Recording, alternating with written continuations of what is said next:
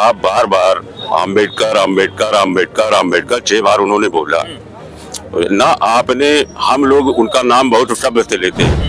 बता दिया था भीमराव ने, शूद्र यहाँ के शासक होंगे, बुलेट नहीं पायलट के बल पे वो अपना हक ले लेंगे। लेकिन अब तो ईवीएम आ गई, बाधा डाली आज किसी ने, गर्दन वहीं मसल देंगे। और बड़ी जरूरी कुर्बानी तो कुर्बानी हंस देंगे। माननीय बहन जी को प्रधानमंत्री का चेहरा जिस दिन मान लेंगे उस दिन बहुजन समाज पार्टी की देश में सरकार भी बनेंगे और सबको हक हुकूक दोनों मिलना चालू है। कहीं अगर भारतीय जनता पार्टी को हराने का किसी के पास दम है तो माननीय बहन कुमारी मायावती जी के पास दम है। बहुजन समाज पार्टी हरा सकती है, बाकी कोई हरा नहीं पाएगा। आज हम लोग कोर्ट में सूटेड बूटेड है तो बाबा साहब की देन है, ना कि किसी भगवान की देन है। अंबेडकर की जो बात आती है, कहीं ना कहीं ये तो सरनेम है, उपनाम है।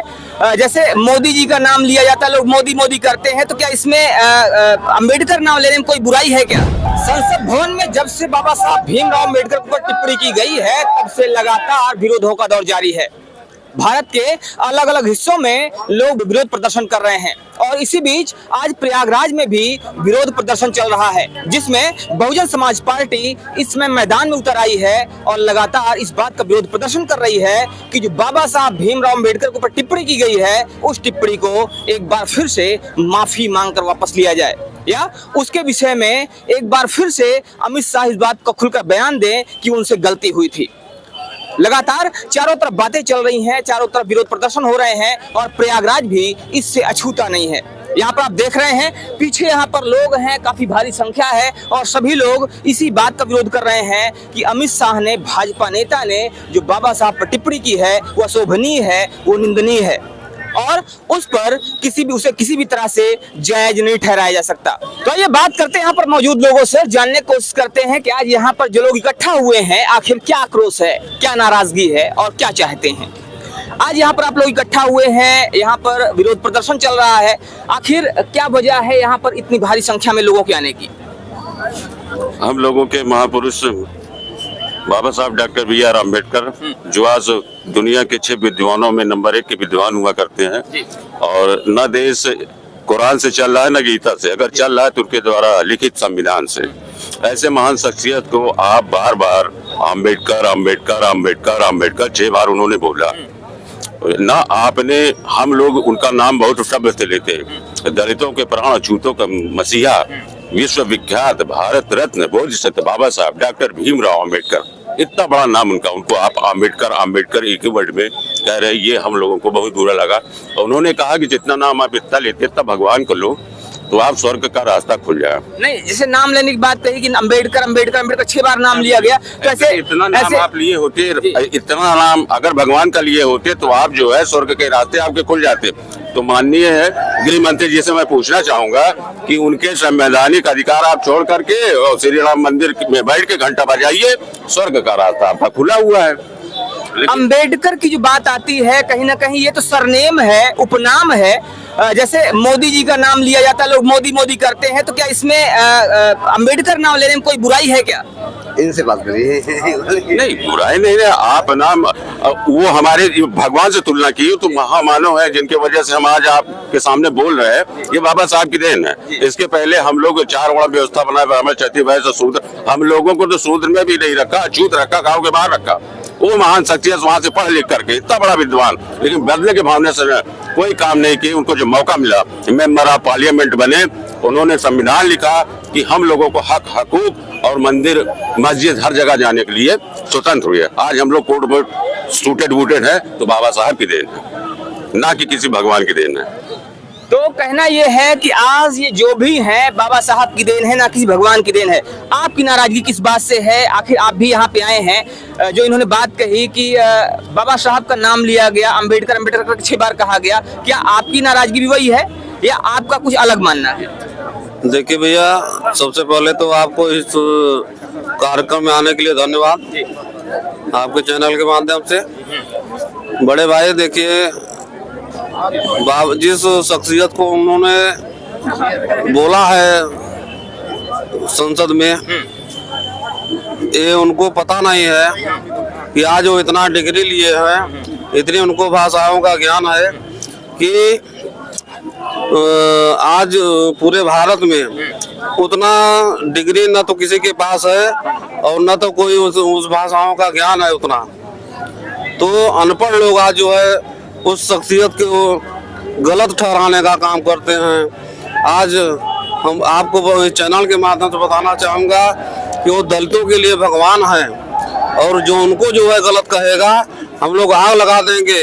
हम लोग जो है बाबा साहब के जो है लड़के हैं और अब जो बैठने वाले में से नहीं है, इसीलिए जो है हम जो है ये जितनी भीड़ आपने नाराजगी इस बात पे व्यक्त किया कि अगर उनका अपमान होगा तो हम आग लगा देंगे, लेकिन अमित शाह जी का कहना है कि हमने उनका अपमान किया ही नहीं। हमारा पूरा भाषण सुना जाए जिसमें वो कह रहे हैं कि हमने बाबा साहब का अपमान नहीं किया, इसको जबरन तूल देने की कोशिश की जा रही। क्या कहेंगे आप इस पे? देखिए, हमने भी सुना है, उन्होंने जो बोला है तो बाबा साहब को उन्होंने सम्मान नहीं दिया।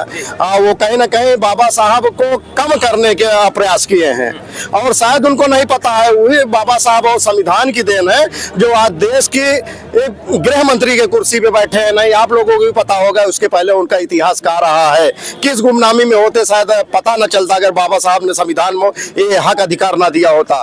तो अगर आज गृह मंत्री हैं तो बाबा साहब के संविधान हक अधिकार देने की बदौलत है। और ये बहुजन समाज है, ये बहुजन समाज चढ़ाना भी जानता है तो उतारना भी जानता है। और यही बहुजन समाज में अपील करूंगा, भारतीय जनता पार्टी में जो SC ST के सुरक्षित सीटों से सांसद जीते हैं, खाली वो अपना इस्तीफा देके हटा ले तो अमित शाह जी की कुर्सी निकल जाएगी नीचे से, तो ऑटोमेटिक ये गिर जाएंगे। तो कहीं ना कहीं एक चुनौती देने की बात है कि अगर बहुजन समाज अपना समर्थन हटा ले तो भारतीय जनता पार्टी की सरकार गिर जाएगी। क्या कहना है आपका? अब एक कविता करके हम अपनी बात को खत्म करते थे। बता दिया था भीमराव ने शूद्र यहाँ के शासक होंगे, बुलेट नहीं बैलेट के बल पे वो अपना हक ले लेंगे। लेकिन अब तो ईवीएम आ गई, बाधा डाली आज किसी ने गर्दन वहीं मसल देंगे और बड़ी जरूरी कुर्बानी तो कुर्बानी हंस देंगे। बाबा साहब अमर रहे, बाबा साहब अमर रहे, बाबा साहब अमर रहे। आप यहाँ पर जितने भी लोग हैं बहुजन समाज पार्टी की तरफ से यहाँ पर आए हुए हैं। बहुजन समाज पार्टी का राजनीतिक तौर पर देखा जाए तो कहीं ना कहीं अपनी राजनीतिक जमीन खो चुकी है।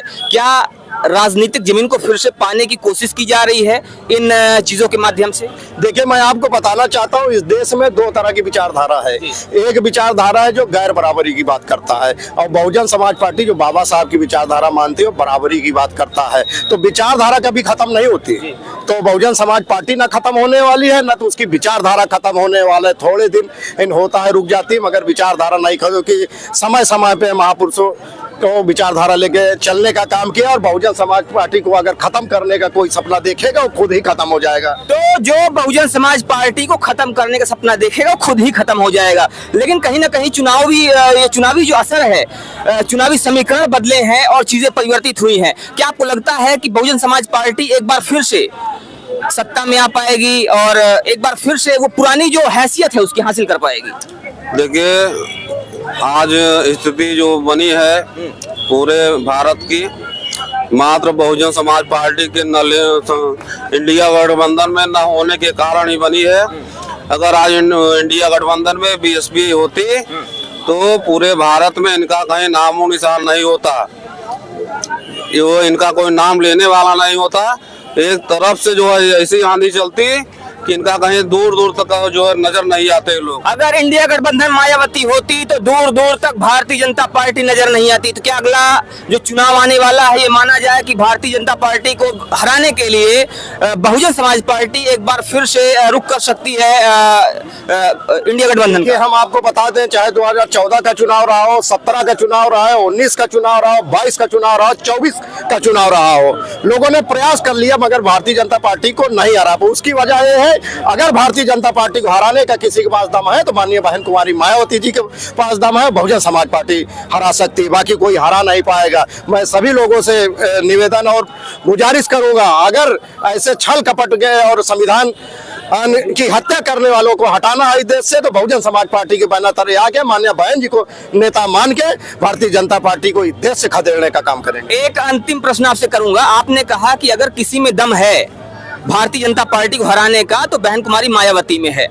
बहन कुमारी मायावती ने इसी फार्मूले के तहत इंडिया गठबंधन का उन्होंने साथ नहीं दिया और उन्होंने अकेले चुनाव लड़ने का ऐलान किया था। लेकिन उसके बाद भी परिणाम यह रहा कि चीजें बिल्कुल जमीनी स्तर पर देखा जाए तो उनका जो जमीन पर आधार है वो लगभग बहुत ना के बराबर रहा जो पहले हुआ करता था उसकी तुलना में। क्या कहेंगे इस पे? अगर ऐसा कुछ है कि बहन मायावती जो है वो आने वाले समय परिवर्तन कर सकती है तो कितना परिवर्तन आपको होता हुआ दिखाई दे रहा है? माननीय बहन जी अपने विचारधारा से कभी परिवर्तन नहीं करेंगे। और आपने कहा गठबंधन की बात, भाई गठबंधन चाहे कांग्रेस हो चाहे समाजवादी पार्टी हो, उसको इस आधार पे करना चाहिए। इस देश का प्रधानमंत्री समान वर्ग से भी रह चुका है और पिछड़ा वर्ग से भी रह चुका है। माननीय बहन जी को प्रधानमंत्री का चेहरा जिस दिन मान लेंगे उस दिन बहुजन समाज पार्टी की देश में सरकार भी बनेंगे और सबको हक हुकूक दोनों मिलना चालू है। तो कहीं ना कहीं आपका कहना यह है कि अगर इंडिया गठबंधन वाले बहन मायावती को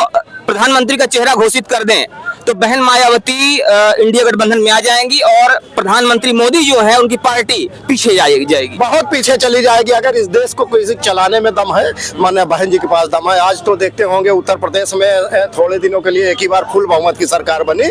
आज विरोधी भी अगर बैठ के बात करें कहेंगे माननीय बहन जी से अच्छा किसी ने शासन नहीं चलाया। चाहे नौकरी की बात हो, चाहे लॉ ऑर्डर की बात हो, जो भी बात हो, अगर बहन जी ने चलाया इतना अच्छा किसी ने चलाया नहीं। अगर दम है किसी नेता में देश चलाने का, सबको हक हकूक बराबरी का अधिकार देने का, बाबा साहब के सपनों का पूरा करने का, तो माननीय बहन जी एक नेता है। क्या लगता है आपको कि ये जो इंडिया गठबंधन के नेता हैं, जहां पहले से ही इतना झगड़ा चल रहा है कुर्सी को लेके, क्या वो कभी बहन मायावती को प्रधानमंत्री पद का उम्मीदवार घोषित करेंगे या स्वीकार करेंगे? देखिए वो नहीं स्वीकार करेंगे, जनता स्वीकार करेगी। उनके स्वीकार करने ना करने से होता है, जनता जनार्दन होती है, जनता सरकार बनाती है। जनता माननीय बहन जी को नेता स्वीकार करेगी और प्रधानमंत्री बनाएगी। तो जनता बहन मायावती को प्रधानमंत्री स्वीकार करेगी और उनको नेता बनाएगी। यहाँ पर जो भीड़ आप देख रहे हैं ये उन्हीं लोगों की भीड़ है जो आज मैदान में उतरे हुए हैं, जो लगातार इस बात का विरोध कर रहे हैं कि अमित शाह जी ने जो बयान दिया है वो वास्तव में आपत्तिजनक है। खैर, इस पर आपका क्या कहना है आप हमें जरूर बताइएगा। बने रहिए हमारे साथ खबरों के अपडेट के लिए। जय हिंद।